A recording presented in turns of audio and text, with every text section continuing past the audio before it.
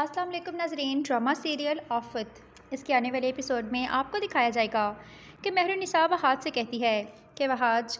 شفا کے گھر والے شفا کی شادی عمر کے ساتھ طے کر رہے ہیں، پلیز وہاج شادی جا کے روک لو۔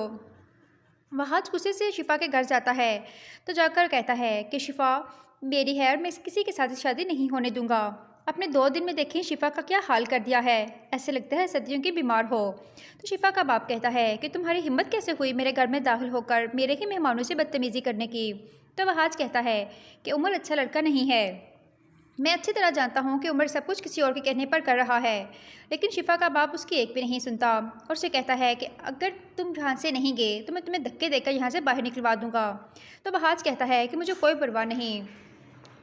شفا میری ہے اور میں اسے کسی کا بھی نہیں ہونے دوں گا۔